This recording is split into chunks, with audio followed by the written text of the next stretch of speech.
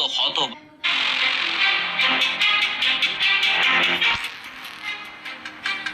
জাতীয় সংসদ নির্বাচনের ফলাফল ঘোষণার পর দেশের রাজনীতিতে সবচেয়ে বড় চমকটা সম্ভবত এখনই আসতে চলেছে। যে আসনটির ফলাফল নিয়ে সারা দেশের মানুষ রীতিমতো হতবাক হয়েছিল, সে খুলনা ৫ আসনে এবার ঘটতে যাচ্ছে এক অবিশ্বাস্য ঘটনা। ১৭,০০০ গায়েবী ভোটের এমন এক চাঞ্চল্যকর রহস্য এবার হাইকোর্টের কাঠগড়ায় ফাঁস হয়েছে, যা শুনলে যে কারো চোখ কপালে উঠতে বাধ্য।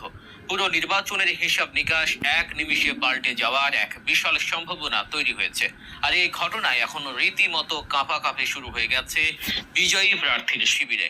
বাংলাদেশ জামায়াত ইসলামীর মতো সুশৃঙ্খল এবং বিশাল একটি দলের দ্বিতীয় সর্বোচ্চ নেতা অর্থাৎ দলের সেক্রেটারি জেনারেল মিয়া গোলাম পরোয়ারির এই আসনে পরাজয়ের খবরটি কেউই সহজে মেনে নিতে পারেননি। সাধারণ ভোটার থেকে শুরু করে বড় বড় রাজনৈতিক বিশ্লেষক